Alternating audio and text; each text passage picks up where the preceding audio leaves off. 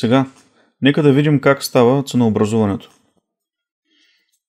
Търговската логика по принцип във всеки един бизнес е правилно да бъде оформена на база себестойността на материала, директно да определя крайната цена на продукта. Като разбира се, можем да добавим цена за труд, допълнителни услуги, режийни разходи и така нататък. Но аз ще ви покажа как през цената на материала да оформим себестойността на материала, т.е. това, което плаща фирмата за производството. След това слагаме процент печалба, за да получим базовата офертна цена. И след това правим допълнително ценообразуване според групата клиенти, според клиента, на който конкретно продаваме.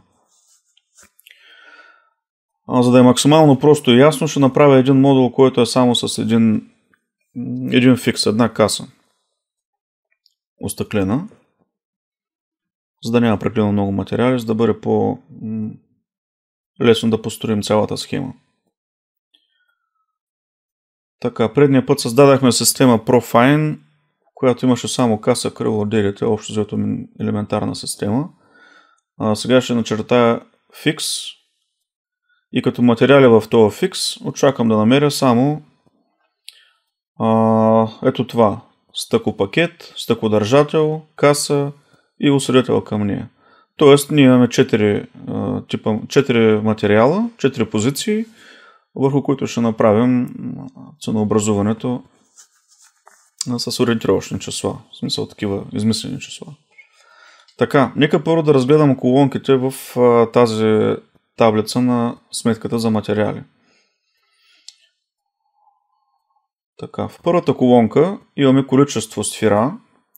Във втората колонка имаме себестойност, т.е. цена на квадратен метър, цена на метър за останалите позиции и профили. След това имаме единична офертна цена, т.е. как нашата себестойност преминава към базова офертна цена на метър и на квадрат съответно.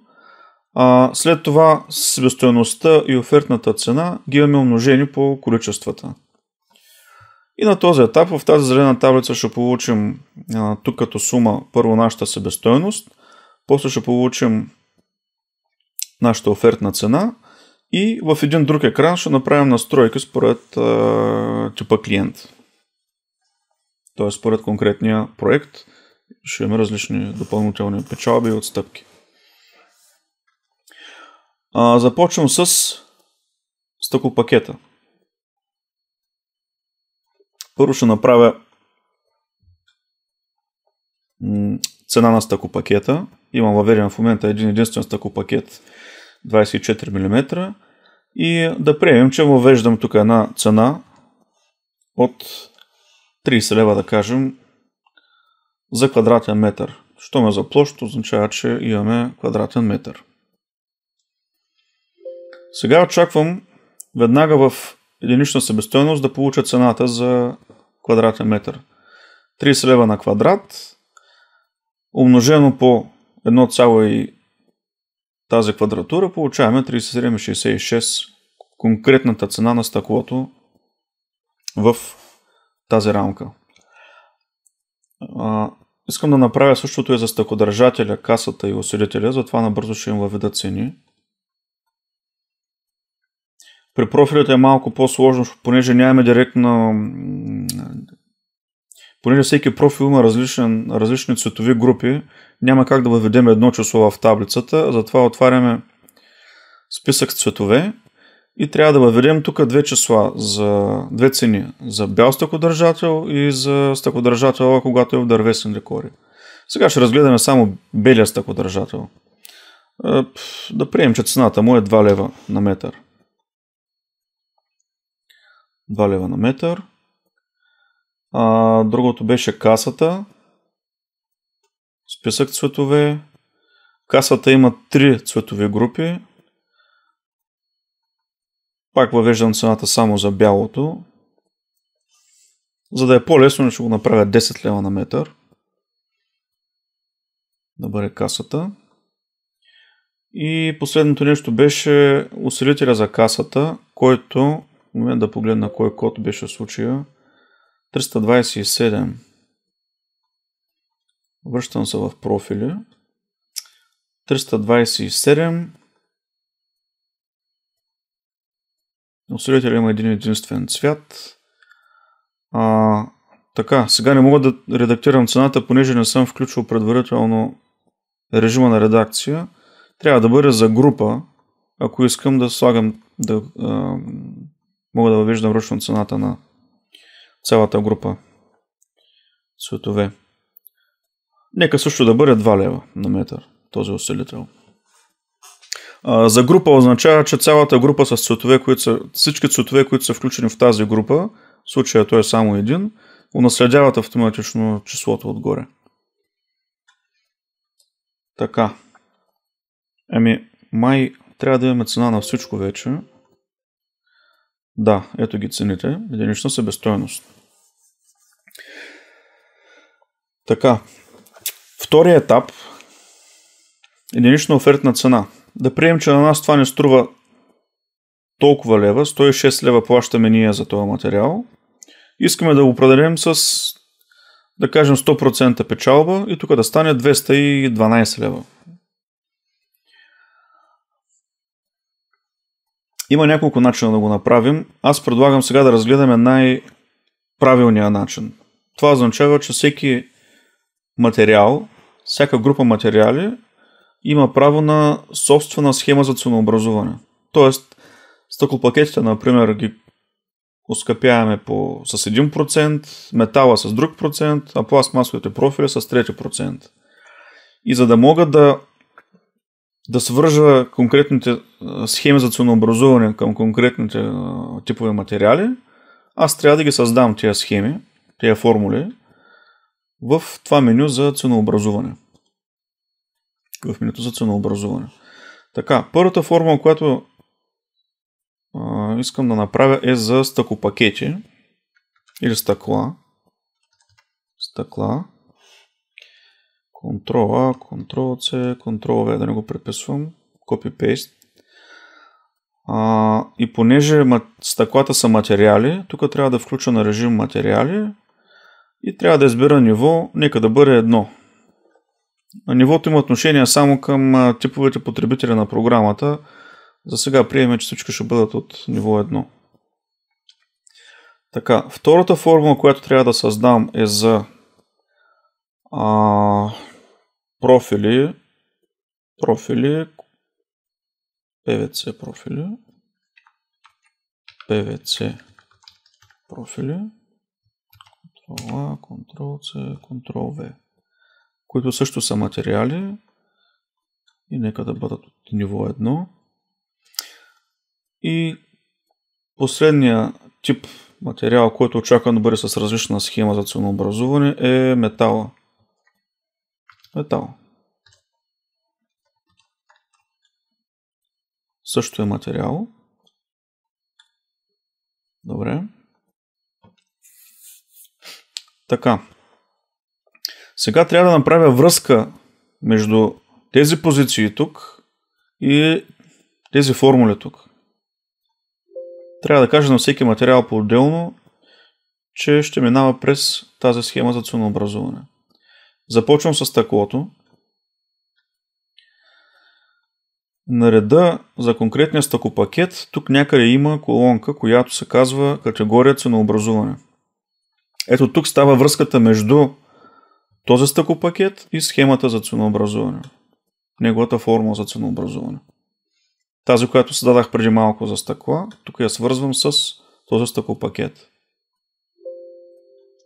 Сега трябва да направя същото нещо и за профилите. Стъклодържателя, например. Бял стъклодържател, на който сложих 2 лева себестойност. Също има колонка ценообразуване. И сега мога да направя връзка този стъклодържател, белия му цвят да минава през формулата за PVC профили. Също ще направя и за цветните стъклодържатели. Окей. Касата по същия начин свързваме с схемата за PVC профили Ще го повторя за останали цветове. PVC профили, PVC профили. Окей. И усилител. Аз за усилителя създадах схема метал. Ето я. Сега, тези материали имат връзка с всяка от съответната схема за ценообразуване. Добре, до тук нямаме никаква промяна, а имаме само връзка между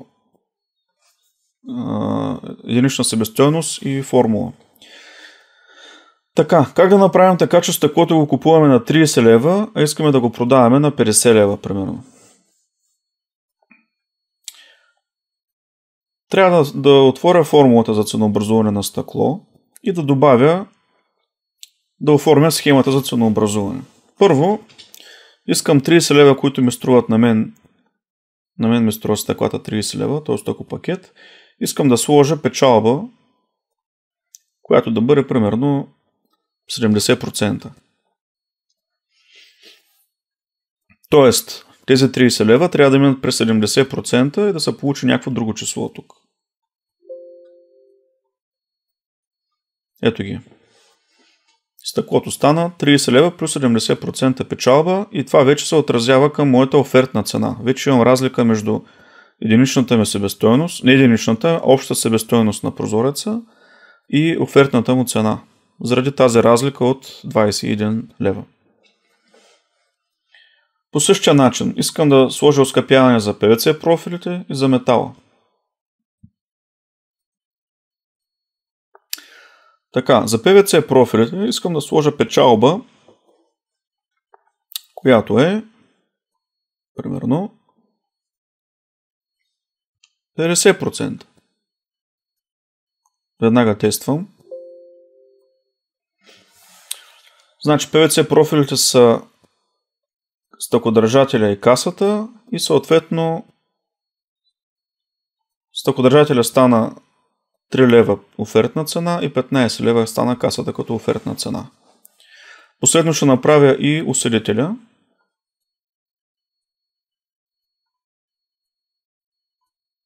Към метала добавям печалба. Нека да бъде 10%.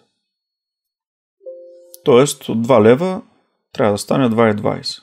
Ето. Тук сега виждам връзката директно между единична себестойност и офертната цена. Така. Съответно аз материала за прозореца го купувам на 106 лева, а прозореца го продавам за 163 лева. Нали? Ясно е оговорката, че това са нереални числа, всичко го правим само за упражнение. Добре, нека да разширим малко тази схема за ценообразуване. Въпреки че още на този етап, по този съвсем прост начин, вече в клиентската ми оферта би трябвало да мога да видя тая цена от 160 и колко беше лева, да я видя като цена към клиент. 163 лева е 25 стотинки, вече е моята офертна цена. Така. Сега, можем да разширим схемата в две посоки.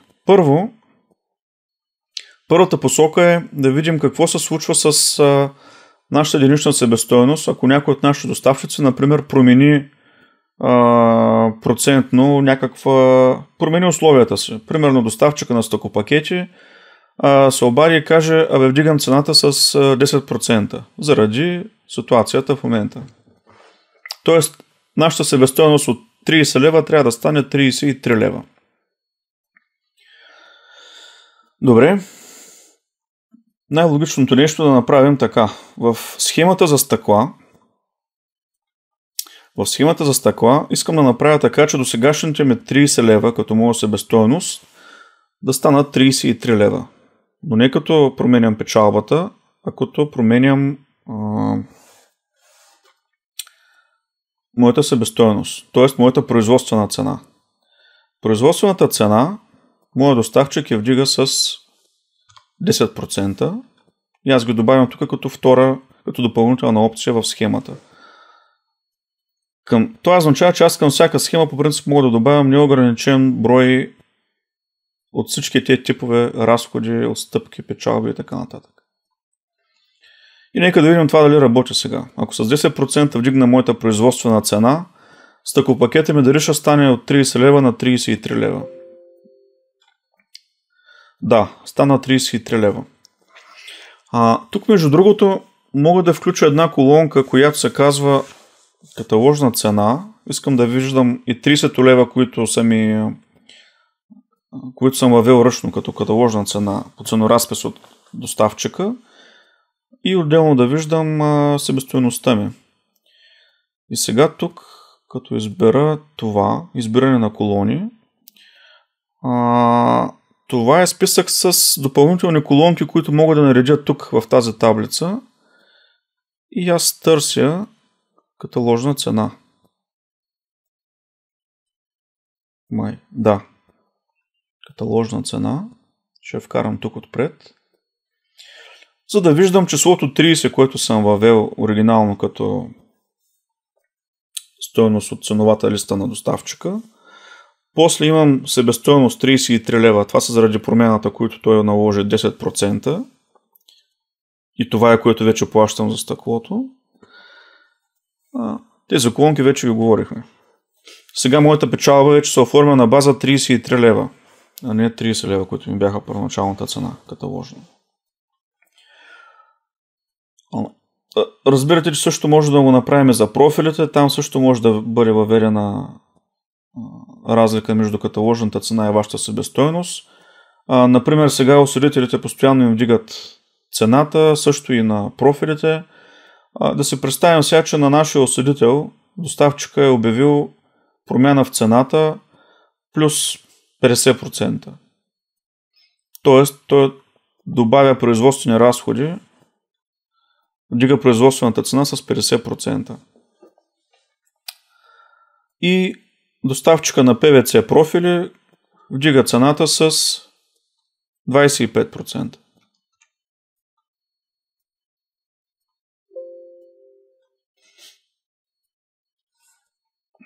Така. И какво се получава сега? Профилите ги вдигат с 25% и до сегашните ми 2 лева става 2,50 за стъклодържателя, касата става от 10 лева става 12,50, а метала като го дигнаха с 50% от 2 лева вече ми струва 3 лева.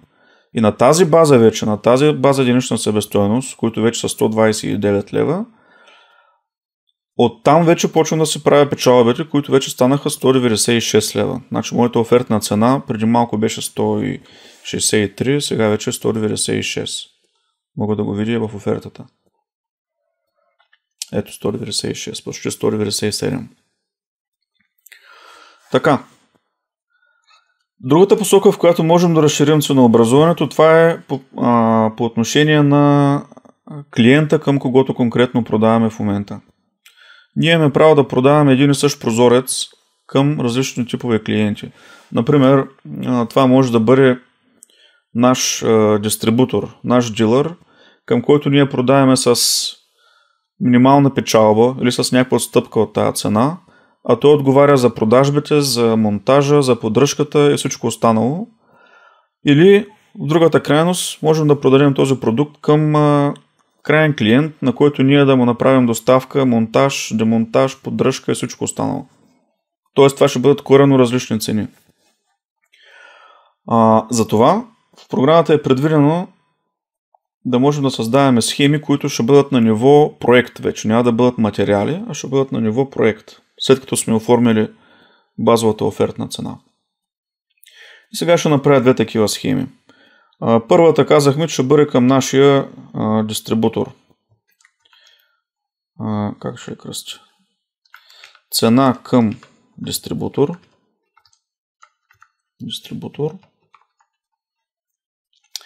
Тук ще бъде задължително на ниво проект ценообразуването. Добре. И втората схема ще бъде цена към краен клиент с монтаж. Също ниво проект. Тип проект искам да кажа. Добре. И какво ще направим сега, когато имаме крайен клиент с монтаж? Първо, искам да му сложа една печалба допълнителна от 20%. Освен това искам да му сложа монтаж, който монтаж, я да видя какви са възможностите, за единица площ, т.е. нещо на квадрат. И аз искам да сложа, да кажем, 10 лева на квадрат за монтаж. И освен това искам да направя една отстъпка, която между другото отстъпка винаги се вижда като изнесена позиция в офертата. Тук отдолу ще се появи в офертата. Тук някъде ще пише отстъпка. И нека да му направим 5% отстъпка, защото така да изглежда приятно офертата. Така, и към нашия дистрибутор обаче искаме да сложим не печалба, искаме да сложим някаква си малка отстъпка просто, защото той ни спестява търговската дейност, маркетинг, поддръжка и всичко останало. Значи ние имаме интерес този прозорец да го продадем изгодно за него и затова ще го направим 10% отстъпка от нашата базова офертна цена. Окей. И сега, след като ги имам вече тия формули готови, аз в офертата мога да вляза и да си избера по коя формула искам да направя ценообразуване. Значи това става тук от обобщение, после ценообразуване, а преди това трябва да ви е маркирана самата оферта, а не някой от модулите надолу. И сега, в цена на проекта, ако натисна върху трите точки, вече виждам тия две формули, които направих преди малко. И да кажем, че сега продавам към крайен клиент с монтаж. Избирам тая формула и тя зарежда тия три реда, които бях създал преди малко в основната схема. И да видим какво става сега. В материалите, в зелената таблица, аз виждам, че основната ми офертна цена е 196 лева. В офертата обаче, в клиентската оферта, няма да виждам 196 лева, а нищо друго. Виждам 254 лева, монтаж, нищо си по договаряне, и после виждам отстъпка, която е минус 12 лева. И накрая той получава цена от мен 241 лева. Така, тук знам аз, че какво имам. В ценообразуване има монтаж, който всъщност е 10 лева за квадратен метър, а в самия документ има възможност тук монтаж по договаряне, вместо да пише договаряне, да му извадя направо тия 10 лева на квадрат, колко му излизат в случая. Би трябвало да са за квадрат и половина би трябвало да имаме 15 лева тук за монтаж, които да са отделно от цената на самия прозорец. И как мога да ги включа? Влизам в настройките на отчета, настройки на самата оферта и в ценообразуване срещу монтаж избирам режим на показване да не пише договаряне, а да пише конкретната цена. Също мога да го направя за транспорта и отстъпката, ако реша.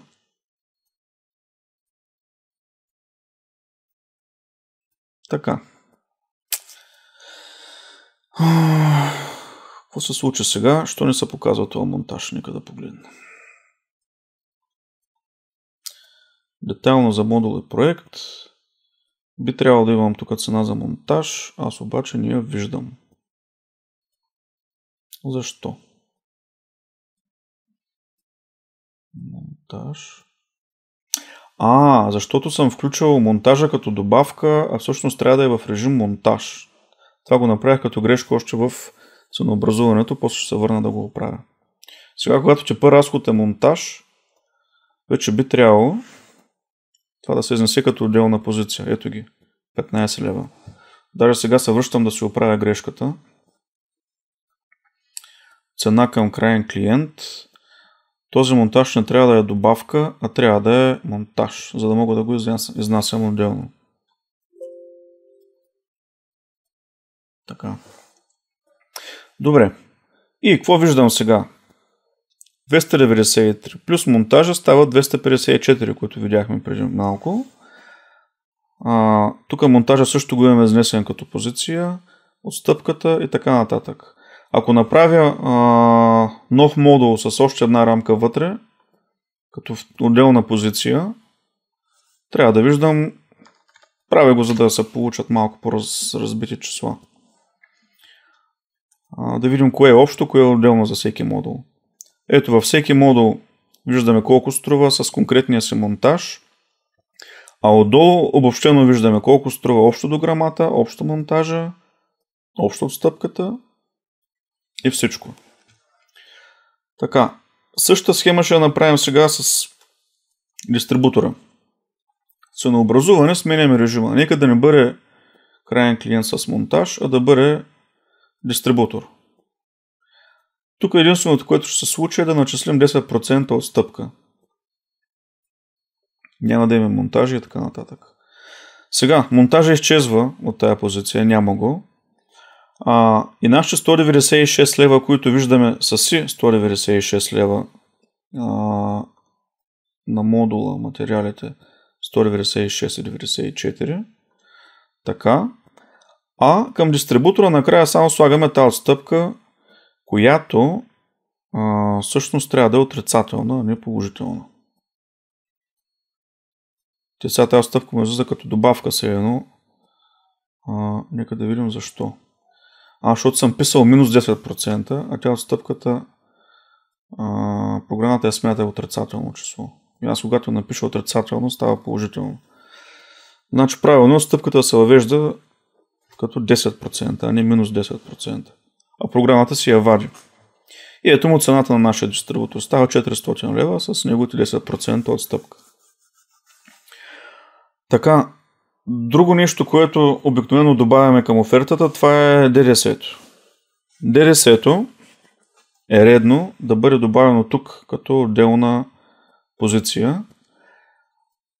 Това става от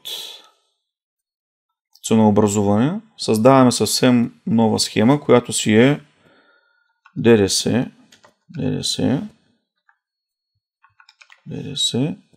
Много е важно типа да бъде данъци. И тук вече можем да въведем единствен тип разход данък, а това е името, което се показва в офертата. ДДС, да кажем 20%. Това е текста, който ще се вижда. А тук трябва да въведа реалните 20%. Така, вече имаме данък. В някои държави има различни ставки на ДДС, там се въвеждат по няколко различни такива реда. Сега, ние към този етап нямаме ДДС-то включено тук, продължаваме да сме с тия 400 лева, но аз мога да ги добавя в конкретната оферта. Тук срещу данъци, по същия начин, срещу трите точки, избирам кой данък искам да използвам. Имам само един данък. И в офертата сега очаквам тук отдолу да го видя този данък, ДДС. Ето го. ДДС 20% е равен на 80 лева. И сумата отдолу, с ДДС вече включено. Така. Това беше най-правилният начин да вкараме ДДС в цената, но може да имате желание ДДС да не е включено тук като отделна позиция, а да бъде включено в цената още горе на тия модули. Програмата не позволява данъка да бъде включен като цена към модули. Мисля. Нека пак да проверя. Как беше? Групи. Да, данъка го нямаме като отделна група. Нито тук, нито тук. Затова мога да направя така. ДДС-то го махам от тук. Няма да използвам данък като изнесена позиция. А ще го добавя като допълнителна печалба все едно, която да бъде още 20%. 20%. Така. И тук е много важно, и тук е на предната схема е важно да кажем кое кога се случва, в каква последователност. Значи аз първо искам да сложа отстъпката 10% или обратно беше. Всъщност първо искам да сложа данъка като печалба 20% и върху общата сума да сложа 10% отстъпка. Нека да видя дали ще стане по този начин. Тия 196 лева сега, да, като им сложат данъка стават 236 и от тях вадя отстъпката 53 лева. Би трябвало да е вярна математиката. И ако това трябва да го проиграем същото с цената към краен клиент, тук също пропуснах да въведа последователност, а това е много важно. Кое кога се случва? Дали първо слагаме 10 лева за монтаж, после правим печалба 20% или обратно, слагаме 20% само върху дограмата, а пък после слагаме 10 лева за монтаж.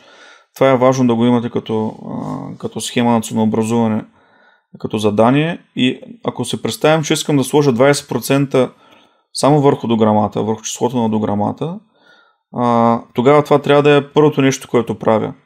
След това искам да сложа 10 лева за монтаж на второ ниво, като последователност. И накрая ще слагаме отстъпката, която е 5% от всичко. Тоест и монтажа, и дограмата ще имат отстъпка обща от 5%. Така че това са важни числа, които трябва да бъдат въведени. Нека да видя какво се получава сега. Добре, какво се получава? Значи първият модул струваше 196 лева. Така. 196 лева. Първо слагаме 20% надценка, печалба. Така и получаваме тия 236 лева. След това слагаме като втора позиция, аз ще ги сортирам, като втора позиция слагаме монтаж 10 лева на квадрат, които са за нас квадрат и половина, значи 15 лева. И като трета позиция остава отстъпката, която изнасяме най-долу. Но мога да я покажа и тук още, даже сега ще ви покажа как става. Ценообразуване.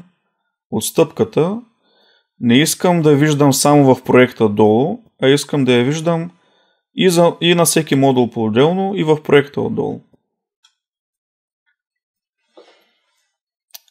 Така. Да. 236, 15, оттам махаме отстъпката и получаваме единичната цена. Това е цялата работа. Така. Това, което си намерих като грешки, нека се върна да го оправя в основните формули, понеже тях ще си ги зареждам после. И това беше най-вече имаше отношение тук, понеже имаме 3 позиции. Ниво. В случая съм имам преди последователност. Така, първо слагам печалбата, после слагам монтажа и накрая слагам отстъпката. Окей.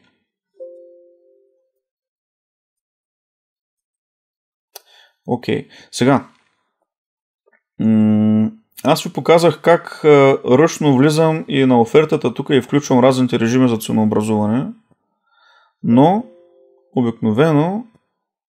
обикновено карам програмата да при всяка нова оферта да зарежда един от тия режими по подразбиране, да не се налага аз да го избирам всеки път. И това става в настройките на програмата, базовите настройки на програмата. Значи от инструменти, параметри, после сме в проект и тук в проект, в ценообразуване, блока ценообразуване, избирам коя от тия формули искам да влиза по подразбиране всеки път, като създам нова оферта. Аз съветвам да избираме винаги най-скъпата формула. Цена към клиент с монтаж. Към крайен клиент с монтаж. Избираме най-скъпата като предпазна мярка. Ако забравим някой път да сменим схемата, аз считам, че е по-безопасно винаги да дадем на клиента една по-висока цена и после да му обясним, че сме направили грешка и му сваляме цената, отколкото обратно, да му дадем ниска цена, а пък да му се обаждаме, че имаме грешка и да му вдигаме цената. Така че тук избираме най-скъпата формула и тук избираме кои данъци искаме да се използват. Ние имаме само един тип данък ДДС и го включваме тук. Окей. И сега ще направя една нова оферта, даже тая ще я затворя, за да видя дали зареждат точно тия формули.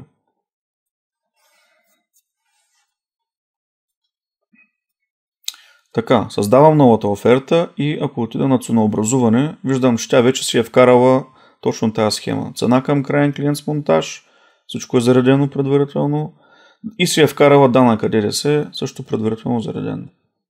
Значи няма нужда да идвам тук и да избирам ценообразуване, особено ако ми е влязъл в офиса сега крайен клиент с монтаж. И нека направя един тест.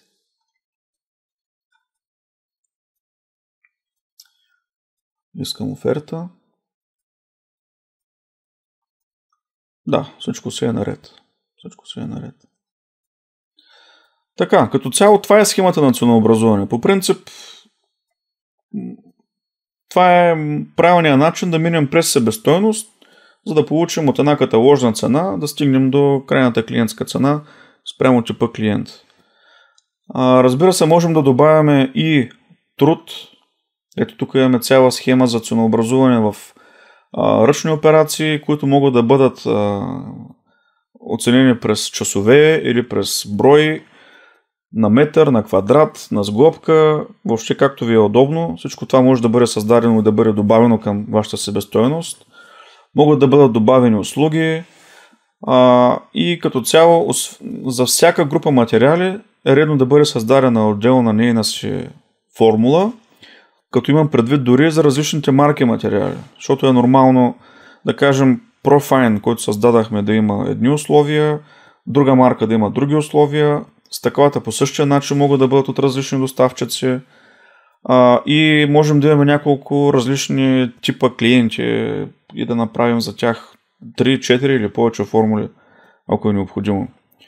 А във всяка една от тия формули, освен просто печалба и производство, можем да създадем няколко печалби, няколко типа производствени загуби или фира, допълнителни транспортни разходи и така нататък. Тоест тук може да имаме една много разгъната схема по ценообразуване за всяка една позиция, за всеки един материал. И ще ви покажа пак, че на профилите включително обръщам внимание, че дори един и същ профил, нашата каса, например, може за белия цвят да има една схема, а за дървесния декор да има друга схема. Примерно, съгласни сме при дървесния декор да имаме по-малко печалба, да кажем. Или пък напротив, там да заложим по-голяма фера или там някакви други рискове. Така че дори за всяка отделна група цветове можем да имаме отделна схема и още по-гъвкаво можем за всеки отделен цвят да включим отделна схема, ако е необходимо това. За всеки отделен цвят можем да включим отделна схема. Така че програмата е супер гъвкава по отношение на ценообразуването и ако имате някакви затруднения с тази част, аз ви съветвам така, постройте се на един лист схемата на ценообразуване на всеки един материал и просто ми пишете или обаждайте ми се и аз ще ви помогна да направим една правилна схема. Гъвкава и вярна, така че да имате максимално вярна цена за производството. Това е за сега.